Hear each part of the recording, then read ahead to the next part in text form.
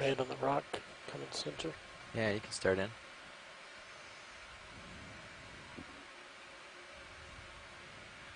Coral polyp. Looks like maybe the white is a small urchin, and then there's a small octocoral there as well. Likely possibly a juvenile pseudoanthomastus. Have. Video's clear. Just give it 1 second here. Wait one, please. Yeah, that's okay. Bridge, ROV nav. Now's a Yeah. good time. Thank you.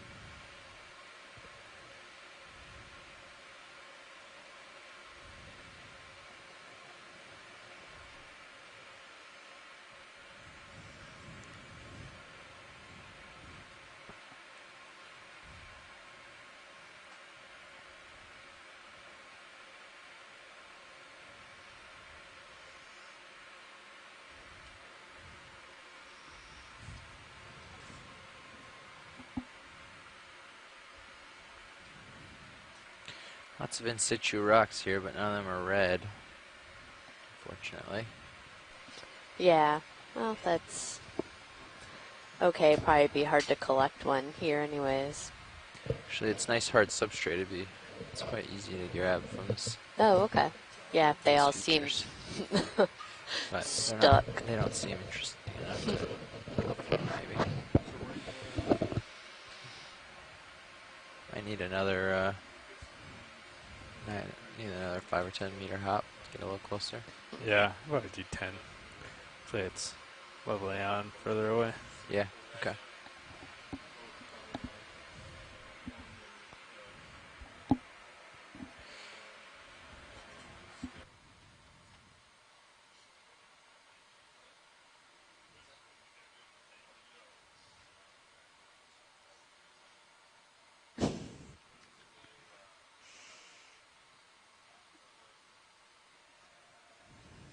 Or no, I thought it was only a 5 degree.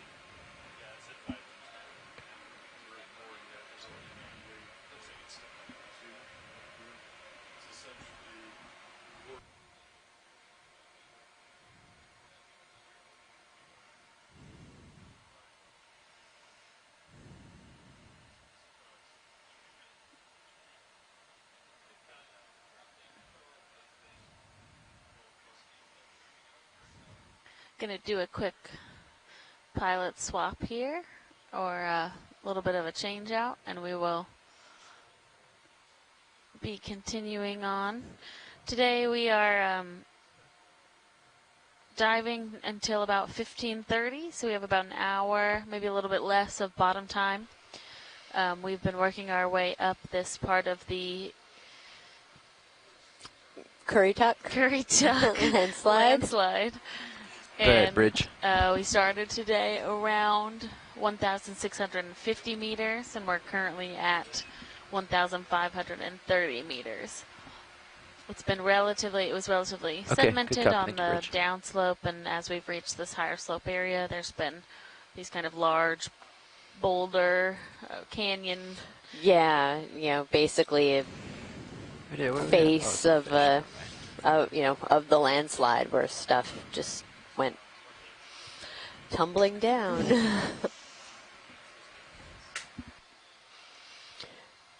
We've seen a number of fish, as well as earlier we had some sea pins, as well as a certain type of cup coral, flabellum, that likes to grow around soft sediment. Well.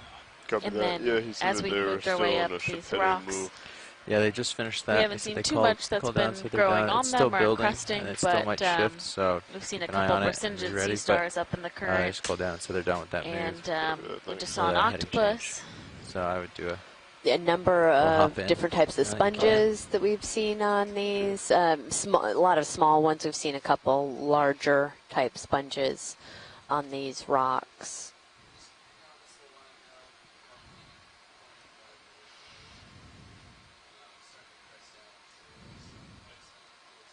It's been some really interesting seeing kind of the stratigraphy of the rocks, these carbonate rocks.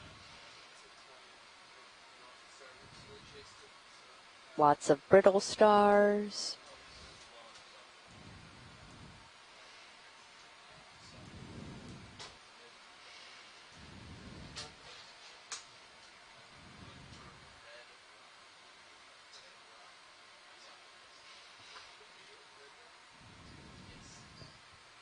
So we have Rachel Gulbra from the NOAA Office of Ocean Exploration and Research, who's our web coordinator for this expedition, has sent us a question from Megan Dobbs on Instagram asking what we are all looking for at this site or what we expect to find.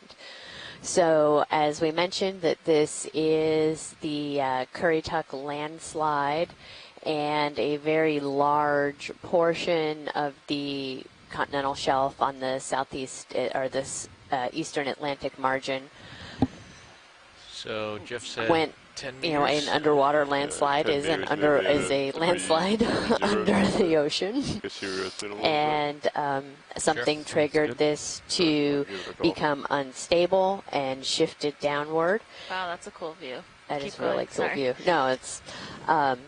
Bridge is ROV now. And so it's important for geologists to come out and, you know, characterize this site, get a good view of it. And I think this is a really great example of that, is that this is sort of at the base. We're pretty deep, and it was kind of this two-tier type slide. And 0.2 knots, please. There is the potential that a similar type slide could happen in the future on the, you know, on the continental shelf off of the eastern Atlantic seaboard, and understanding what could trigger these and what the extent of the slide is very important for kind of geohazard models. So we talked a lot about doing ground truthing for biological habitat models. This is a very similar thing of using this to understand some of the geohazards.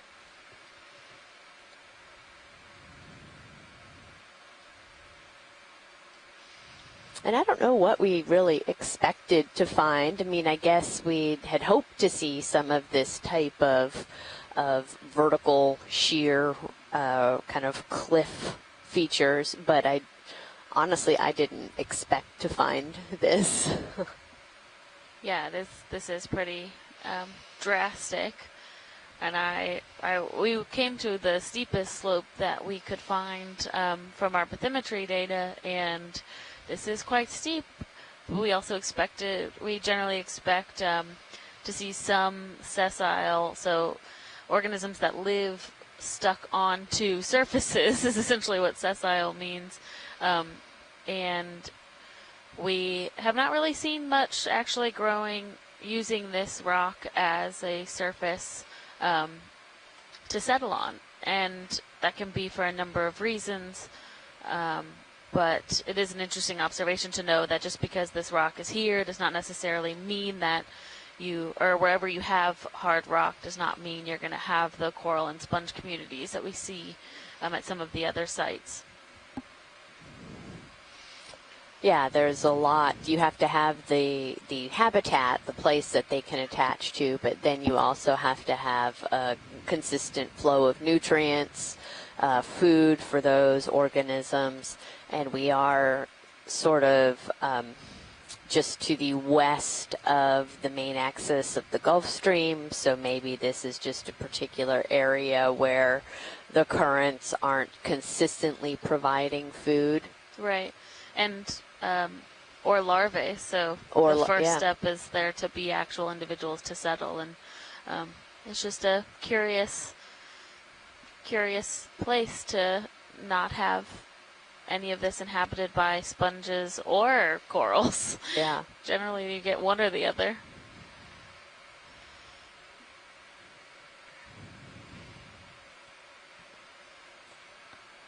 Yes, that's a great question. Thank you, Megan, for submitting that. and for following along. And if other folks have questions, we do have another 45 minutes or so of bottom time. And you can head on over to Facebook or Instagram or Twitter and send us a question.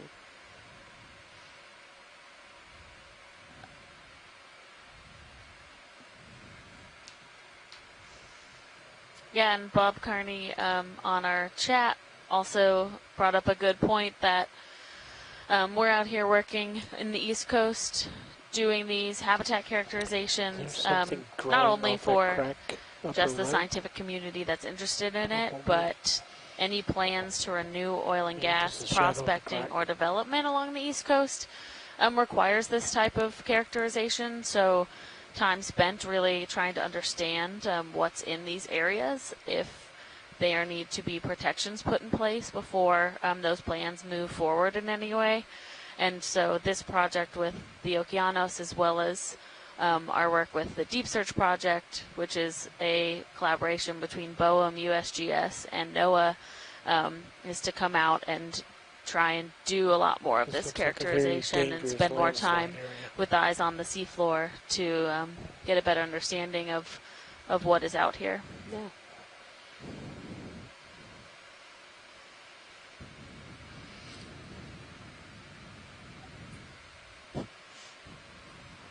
Yeah, and Bob says that this would not be a great place to drill a hole, which is very true. It's probably pretty unstable. Yeah, yeah. Or this area might now be stable, but just north or south of here, it may not be terribly stable anymore. Yeah, and these exposed rocks that we're seeing, feel free to go ahead and do that. 5 Amy degrees said, to really can help geologists understand the surrounding areas. So if most of the canyons we've been in while we've been on this expedition have been relatively sedimented, and you don't get a good idea of what that underlying bedrock looks like or is made up of. But these kind of fractures and fissures that we're seeing today give you I think a better understanding of what is making up all of this seafloor. Yeah, and you can, you see this, and that this is very, for lack of a better term, a weathered rock. There's a lot of these sort of burrow holes, and carbonate does start to wear down. And this is what we're zooming in on here, is kind of, it's a very interesting way that these steps have been carved in here. Looks like it was done on purpose. Some kind of shearing going on here, but the exterior of the rocks, you can see that there's all of these holes and pockmarks and whatnot, and that over time causes the rock to sort of become unstable. Yeah, and one thing that yesterday we were on a dive that was at a methane seep site, and there's also a question of how much that type of methane environment is actually, how stable or unstable that's making the coast as well. And this is, these seeps, cold seeps on the East Coast have only really been started to be studied in the last less than 10 years. And so trying to get a better understanding not only of the communities that don't have that immediately around them, but if that methane is becoming more unstable over time, it could create a more unstable surface over time. Yeah. And like we talked about yesterday, the methane that we're seeing here on the East Coast is not from large reservoirs that are underneath this seafloor. It's actually a relatively Thank you very much. I have eyes on down here on wind and current. Process I'm where you're them as having well. methane produced by that bacteria. Free to, keep me updated. Thank you very much. Versus like the Gulf of Mexico, where you have large hydrocarbon reservoirs underneath, and you have this constant seepage coming from that reservoir. Yep.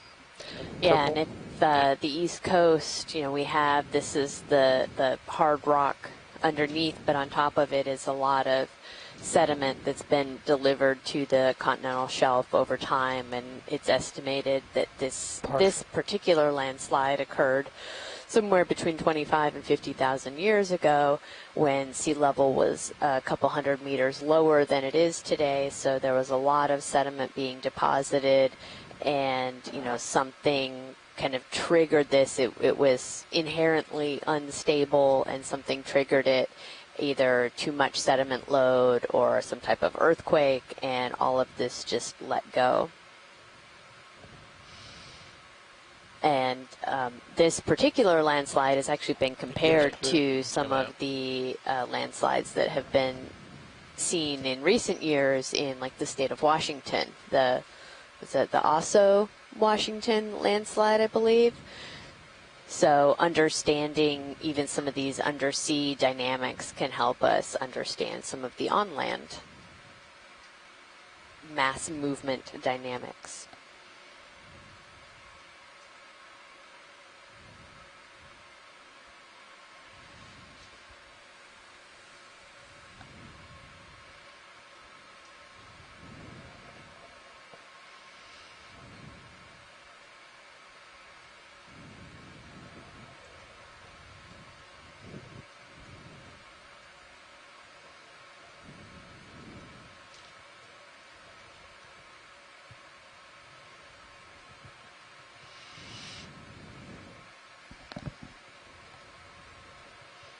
And so Amy and I are out here on board the ship trying to help the scientific community just by being here present and able to help guide some of these dives. But this video is archived after each dive, so scientists that are not...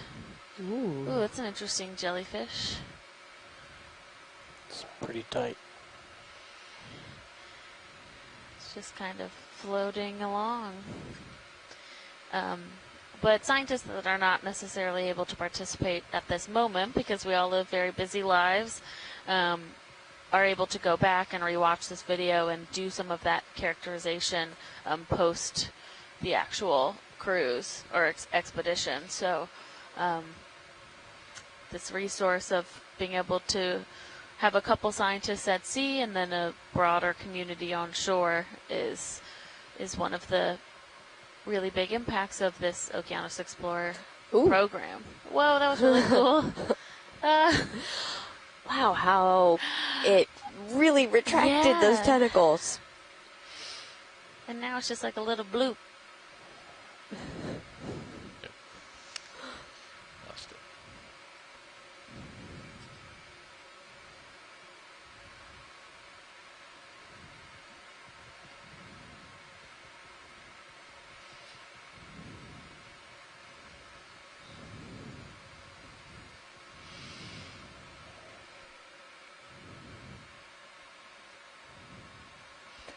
So if you have just joined us fairly recently on this Sunday afternoon, we are broadcasting on the internet from the NOAA ship, the Okeanos Explorer, the part of the NOAA Office of Ocean Exploration and Research. And my name is Amy Wagner. I'm an assistant professor at California State University, Sacramento, and I am the geology science lead on this leg of the expedition.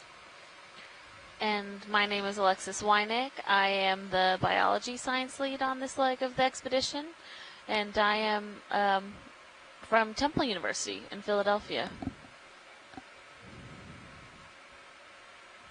What was that?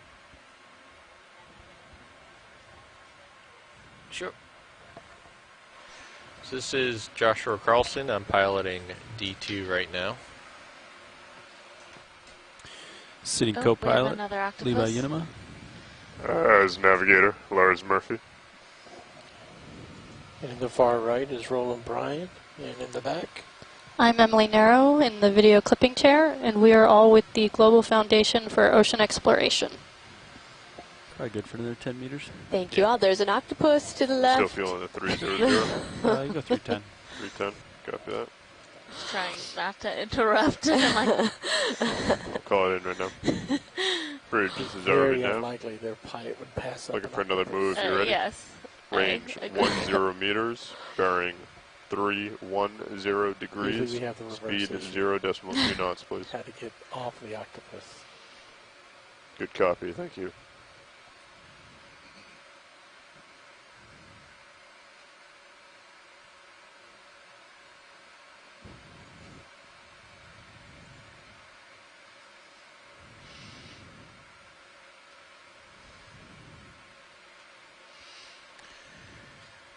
All right, go ahead in.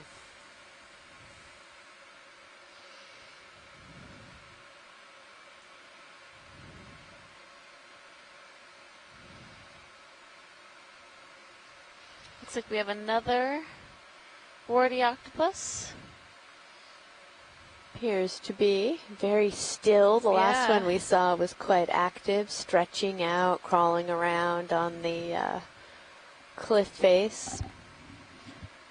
This one's trying to say, "You don't see me." I think we may have woken it up. Yeah.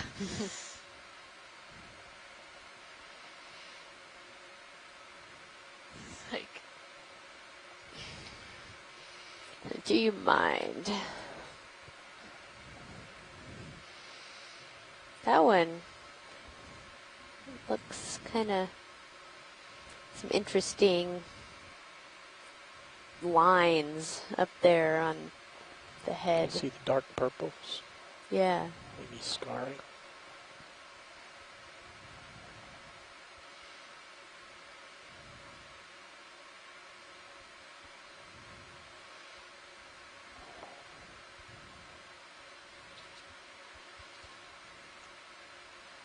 Well, we saw our first. Look at the bottom of the head. Yeah, our first octopus. I think we saw last Sunday, and we were calling it our cephalopod Sunday. Yeah, and it's cephalopod Sunday again.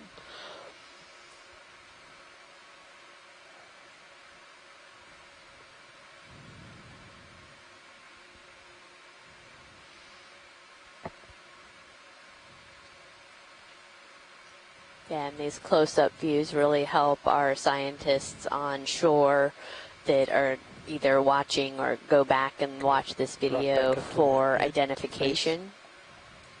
Copy that, Bridge. Thank you. Yeah, and there's some dark markings here at on the head of the octopus, which we can't be sure, but could potentially be scarring. So from Could be another 10 meters past encounter with a predator. Copy that. Another 310. Yeah. Sounds good. A little deeper today too, so it's gonna take a little while for Sirius to move. Yeah, what's the layback we've been seeing? Much time? Do you have the lights on, or the camera? I do not know. I have not been keeping track. I can start counting if you'd like. Hello, Okeanos. Hi, Mike. I'll hold off for a couple seconds. Hey, We'll call that in if we that need was it. another warty octopus, or octopod. But it's doing something strange with the webs on its arms. I don't think I've ever seen one do that before. Where when you were looking at it, it looked like it had bags hanging off of its arms. Yeah. Yeah, it still does. It's in between the arms. And usually it's contracted when the arms are rolled up like that, so that it expands that when the arms are stretched out, for instance, when it's trying to catch something. But I've never seen one sit like that with the bags just sort of inflating off of each arm. Yeah, now it has all of its arms, like, over the top of its head. Oh, yeah. Yeah, that's a pretty typical defense posture. Okay. Its arms over the head like that, yeah. Probably upset about the big monster that's staring at him. Yeah. But inflating with those flaps around its arms is not typical? Well, I don't think I've ever seen one do that before. There's another kind that's probably an undescribed species that we're trying to get more information about. It has really big webs that extend out to the tip of the arm. And we're not sure what it does with it, but it's a different genus. And that's just on a couple of the arms on that one. And so the fact that this was doing something strange with its webs is pretty interesting to me. Well, great. Glad that we could get some footage of an interesting behavior pattern. Just come on in, rolling. Yeah, that it was, and I thought I'd let you know. Those lights All are right. on. Thank you. Yes, please. All right. All right. Bye. Bye.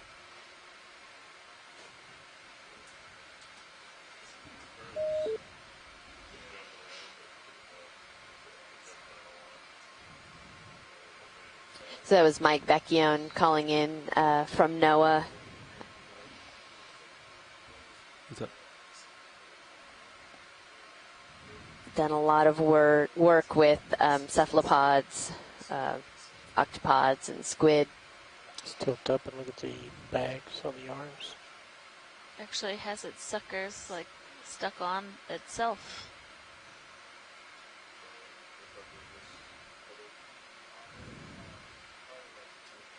Maybe it's cleaning.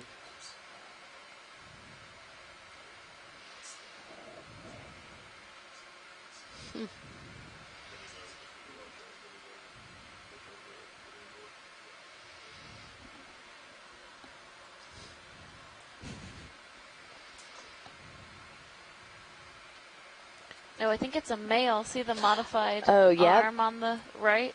Yep.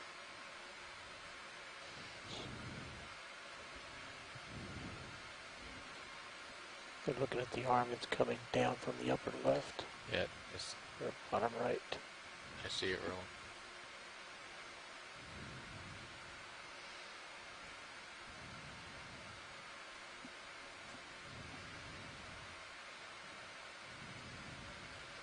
Still on that 10-meter move. No, it has some of that, what looked to be scarring or something on that one arm, too. You can see the siphon just to the right of the head as well.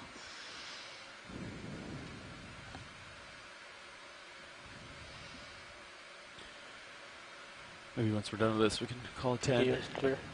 And keep going.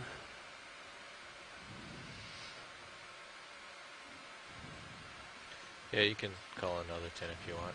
I think, I mean, what are you seeing in the sonar? It hasn't, we haven't gotten closer or settled out here, 20 meters out. That's you. This is the wall.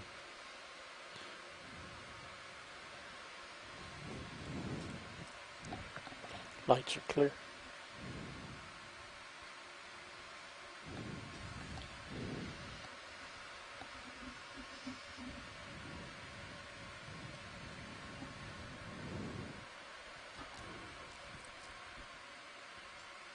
Yeah, we can call another 10 in. We'll keep going on that. No, 310. Yeah. Copy that. Bridge, this is ROV nav. Ready for another move if you are. Range 10 meters, bearing 310 degrees, speed 0.2 knots, please.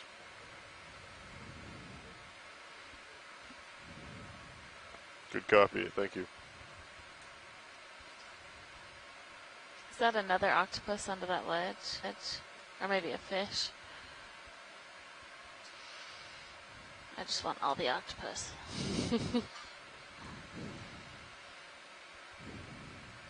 Go ahead in. It's a fish.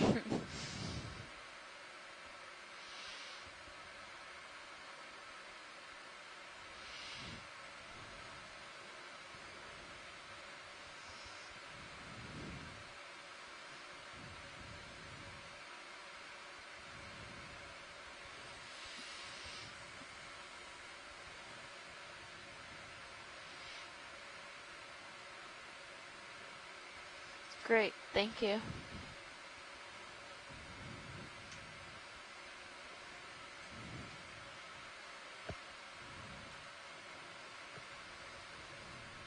It looks like the same type of tail that we found in that other cave, but couldn't see the head.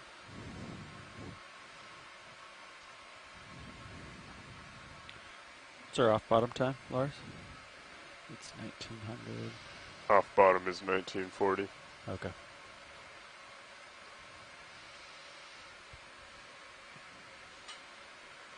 Come on in. We have another 43 minutes or so. Okay.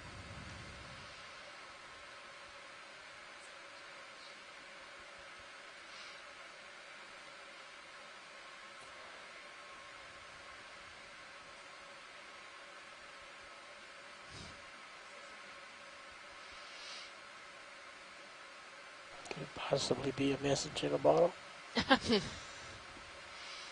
Looks like some type of glass bottle. Some little tiny bivalves on it. Oh, yeah. It's just something. Yeah, there is a message in there. There's. We've got to get this. Oh, yeah, there is a message in there. Oh, there is paper in there.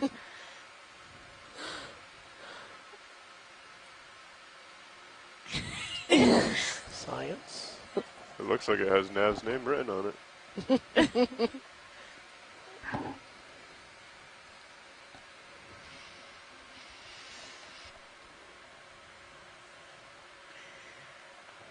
Survey, you calling?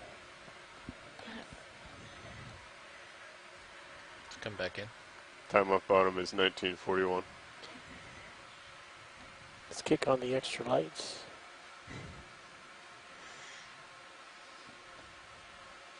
Nope, just flashes. Oh, yeah, we can read the barcode. Kill the lights. Lights off.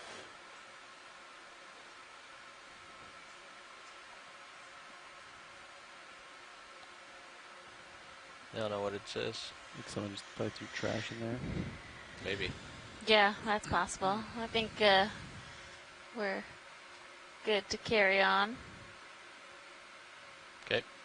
Just come on out. And that fish we saw underneath that rock just a bit ago was a cusk eel, and the behavior is very typical for them to be just kind of undulating slowly like that. I mean, if you want From to Ken Sulak, thank you. pick up the trash, we definitely could. No, it's okay. All right.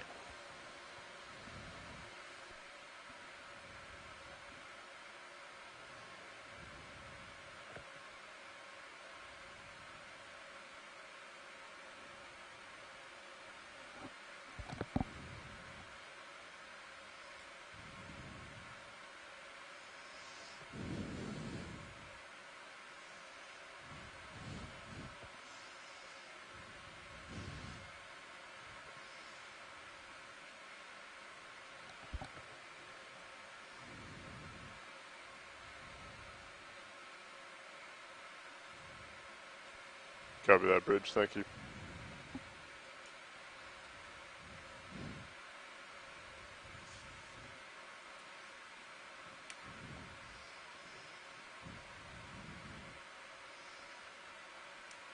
And it looks like as we've kind of come up and over, we're not on the large rock face anymore. Or at least is more sedimented now, maybe. Right, yeah, we're not seeing the just rock outcrop. We're seeing more bits of it sticking out.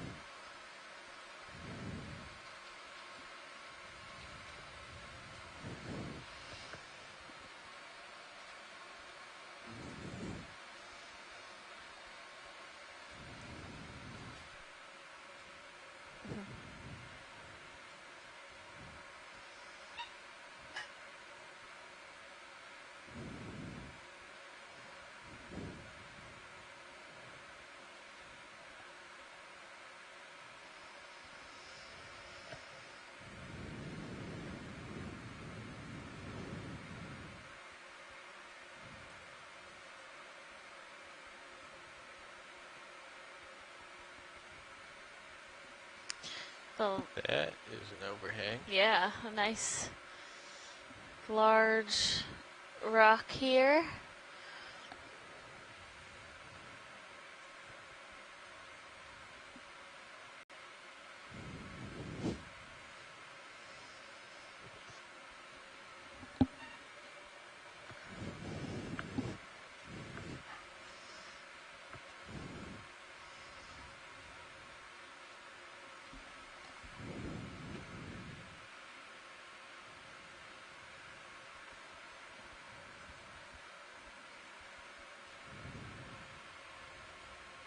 Probably get another 10 meters in. Still 310. Yeah, I think so. Copy that. Yeah. Pilot, you alright with that? Yep. Bridge, this is ROV nav. Ready for another move when you are. Range 10 meters, bearing 310 degrees. Speed is 0.2 knots, please.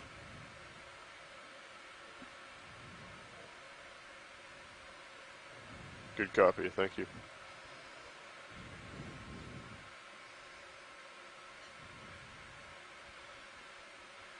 Seeing a lot of kind of smaller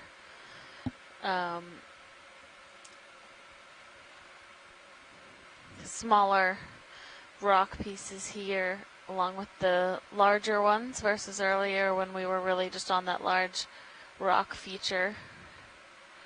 There's something just to the left of center or more towards, it's kind of translucent looking. Just come on in. Oh, some sponge. Okay. That's good. Thank you. Okay, coming up.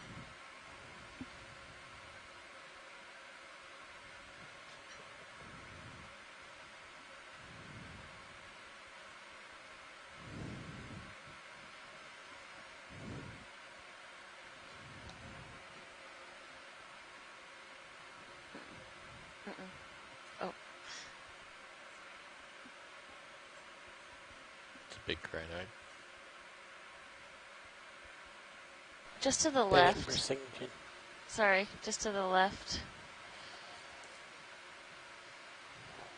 There's a coral right there, a chrysogorgid octocoral.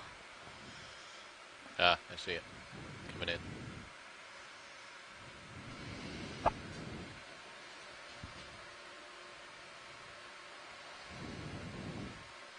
This is really our first, other than the corals that were in the sediment, like the sea pens and the flabellum cup coral. This is our first attached coral, and there's actually, oh, these are our black corals. So 2 black corals.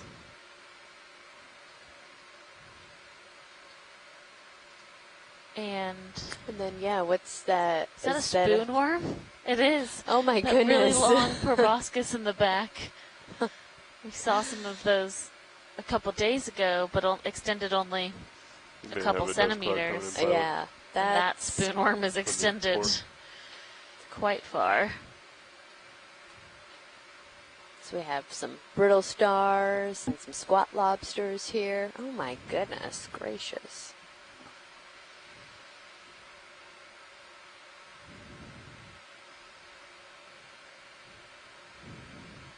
Yeah, so this is a black coral, and it has a lot of associates, possibly because there's not a whole lot around for the associates to be on. It does look like the polyps have dots on them, so if we have a chance to do another zoom on that coral. Move, maybe? Do you think that one's settled out, Lars? Another 15. Yeah. 1.5. You think the last 10 meter move settled out by now? It looks like we kind of jumped on high pipe. So this Copy that, Bridge, thank might Maybe we'll indicate, so there's a squat lobster right there, give and then all the dots on the coral. That last one just finished, so I think okay. we might have a minute or so of swing. Okay. Might indicate that some of those polyps are gravid or have eggs, but look we at the wouldn't tip of that one, we can see be able to determine that by just looking better. with the video. We'd have to take a bit, but I think we're not going to sample this coral today.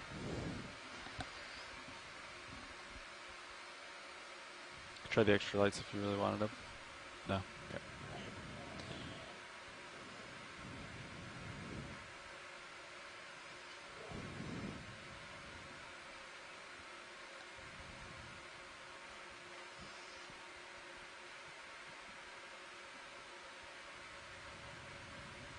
Let's try with the extra lights now.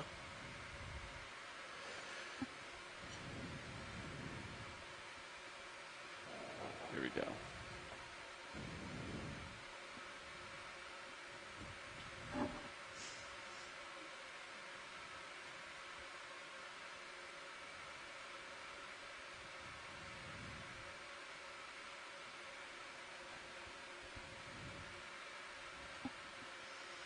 It's great imagery of the That's what we're going to do. polyps and the branches. Did we get lasers on it yet? I got lasers on the way in. Okay. Alright, come on. Let's kill the lights. Coming out. Thank you. My light pool's starting to hit the sky. Yeah. It's another spoon worm trail right there as we're feeling that 10-meter move now. coming Maybe out. like a 3-minute delay. 4 minutes. Just snap in down here and Copy then that. I'll back off. It's a Brisingid sea star. It's funny, we just had Jason Chater from USGS join us in the chat, who's a geologist who is interested in this site and has worked on some similar landslides in the past. And the second he gets on the chat, we find the first real coral, which, having worked with Jason on a ship, I know it was not exactly what he was looking for as we're working our way through this site. But thanks for bringing the good luck, Jason.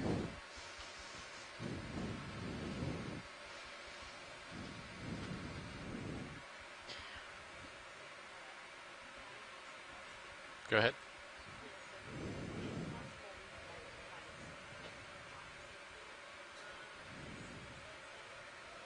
Copy. Does any of these look of interest?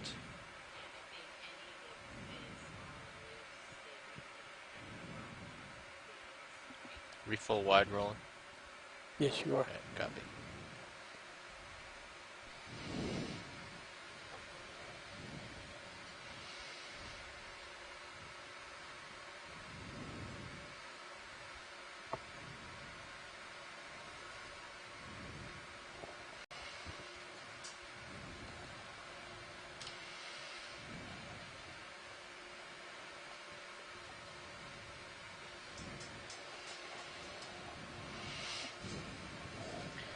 According to our guidance from shore, these are likely going to be pretty weak and may crumble, so shouldn't have to use great force if it's already dislodged. Copy.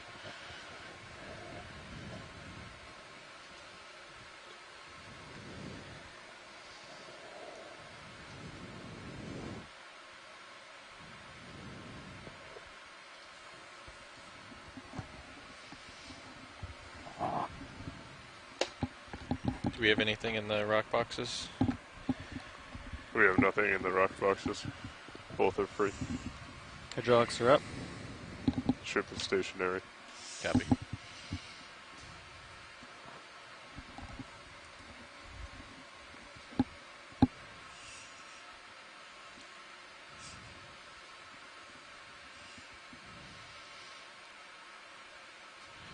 I'm going to wing in. Yeah, let's wing in.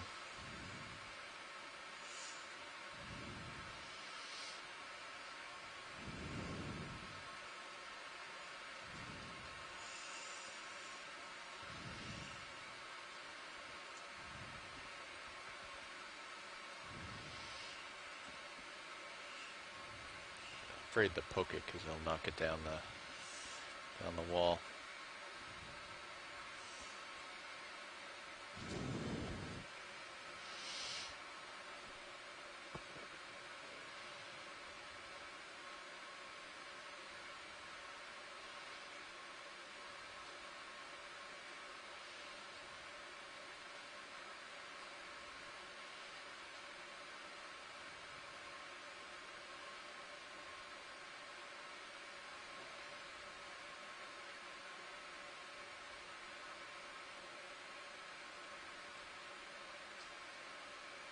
Is that good for a rock? Looks great. Looks like a rock. Hey, Roland, if you want to take a quick... Whoa! Never mind. Yeah, let's try to find another rock. That one disintegrated. Yeah. Well, looks like there's plenty to choose from.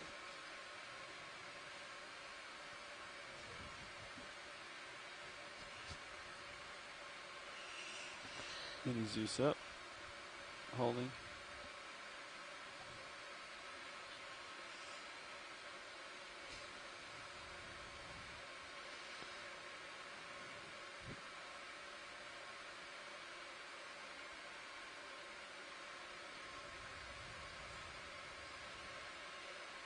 Vehicle is slowly descending. Yeah, I see that rolling.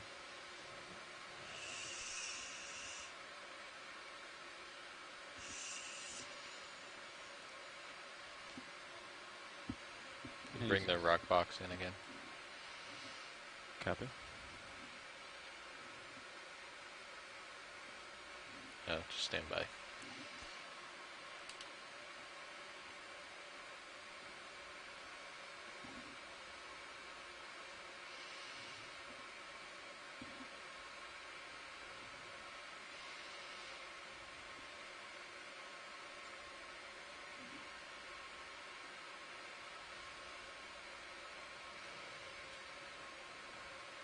Both port bio boxes are also free. If we think that it would disintegrate on the way up in a rock box. Good idea.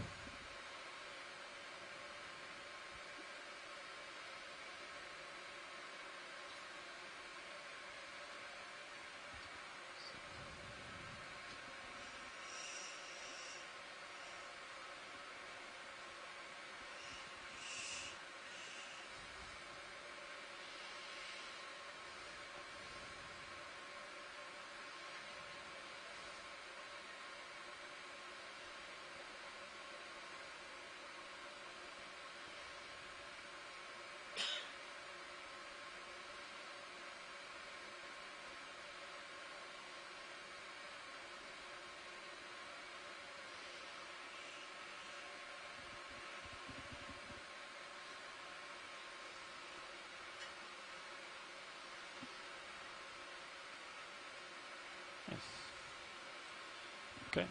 Very nicely done.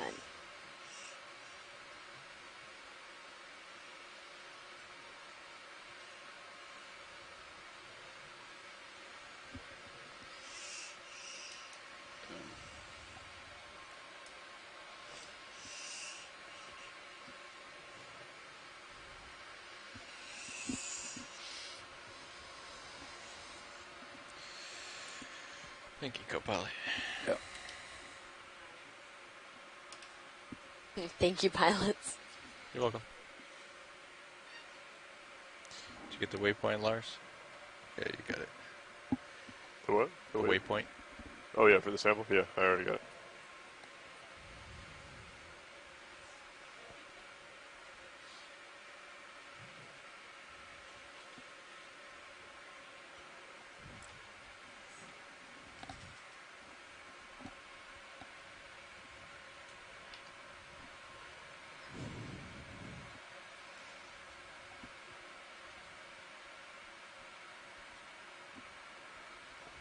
Okay, so we've collected our first rock sample today to go with our other 2 biological samples.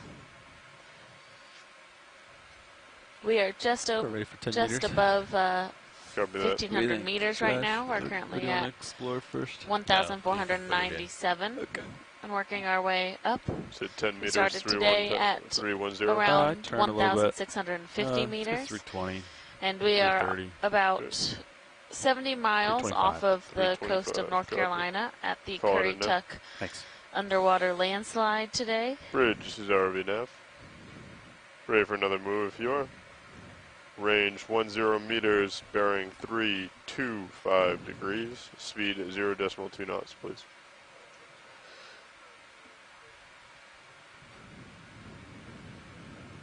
Good copy, Bridge. Thank you.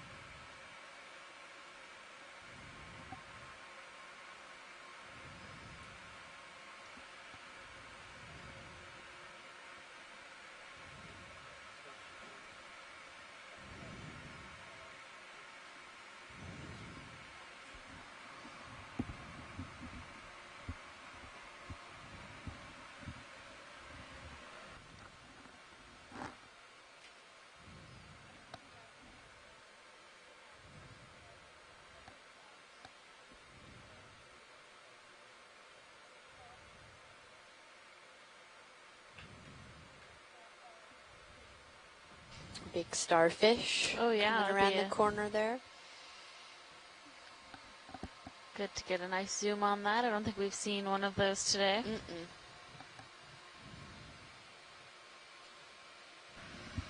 Come on in, rolling. I'm gonna bring hydraulics down, Levi. Okay.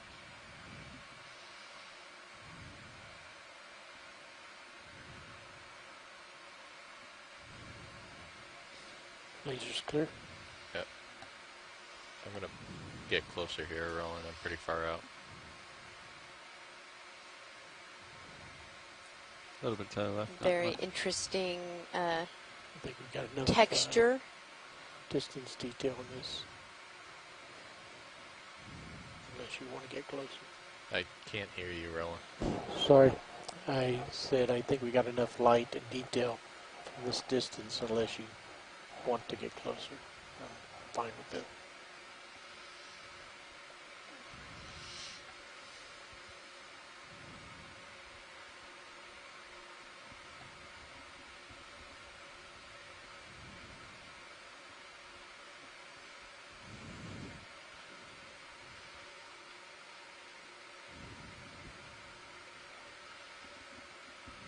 Let's go full screen.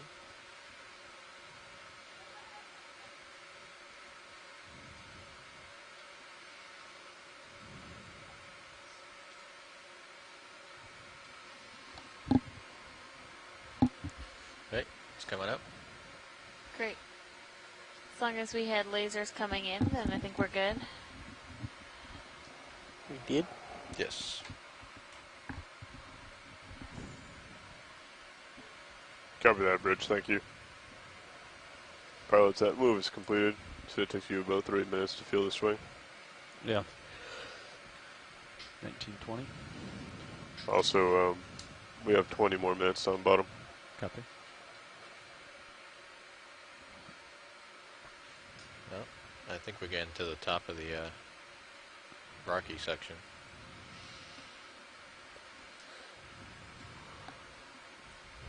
Let's see. Can we get a zoom on one of these orange anemones?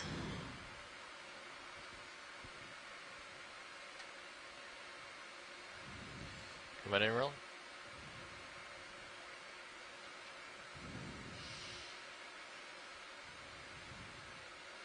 Stand by.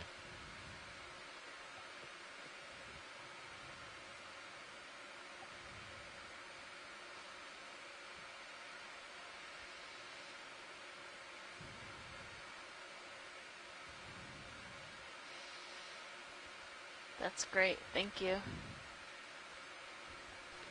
Video's clear when you are. Yeah, coming up.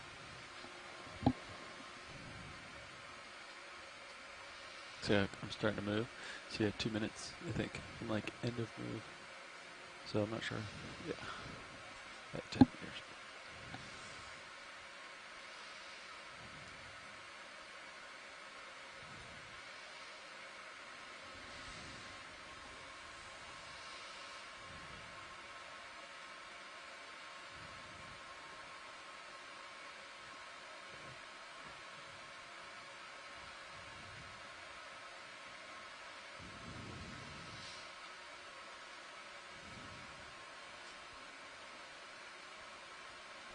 What do you have left of there? Yeah, what's to the left of that rock? Go ahead in. C-pin. Yeah, looks like another C-pin.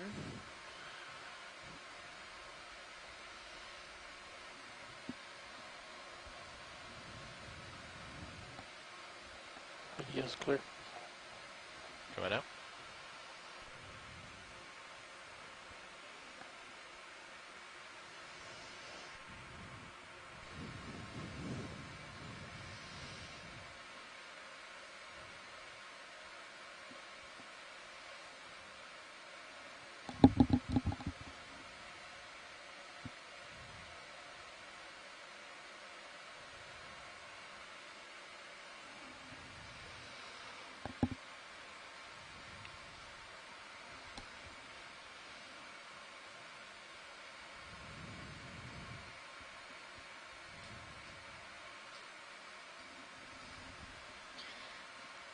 earlier today, Asako Matsumoto and Estefania Rodriguez had both thought that that sea pen might have been a Kofa Bellman.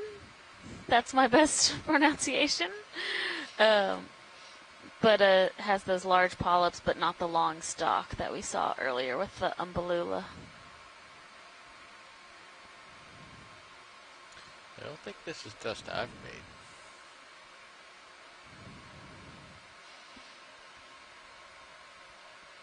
We haven't seen any squid on this dive. No, we have not. Besides our bobtail squid. Yeah. Which, as Mike let us know, is not really a squid and not a cuttlefish. It's so in group. Copy that. 15 meters at 325 again. Yeah. Copy that. Pilot. Go Does that work? We'll give it a call in. Bridge, this is ROV nav. I'd like to call in a move, please. 15 meters, bearing 325 degrees, speed 0.2 knots, please.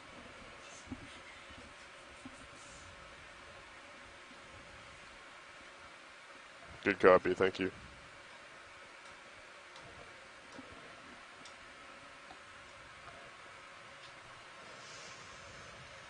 I think we have definitely come above our very steep sloped area, which is to be expected. We thought that would be between about 1,600 meters and 1,500 meters, and we're currently at 1,485 meters. At the end of the tether. Copy.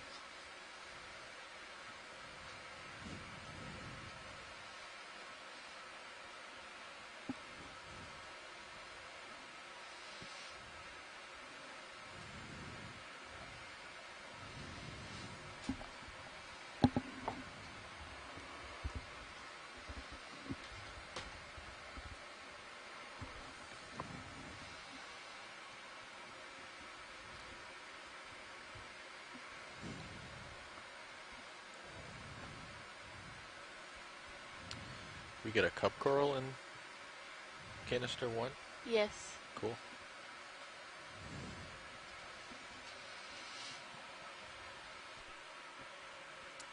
That was definitely created by me.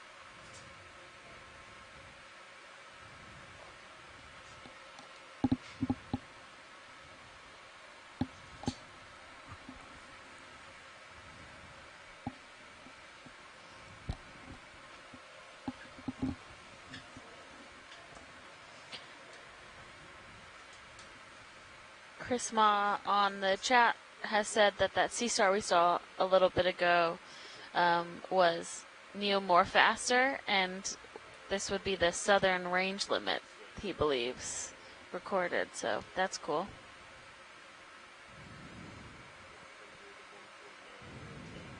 Thanks, Chris.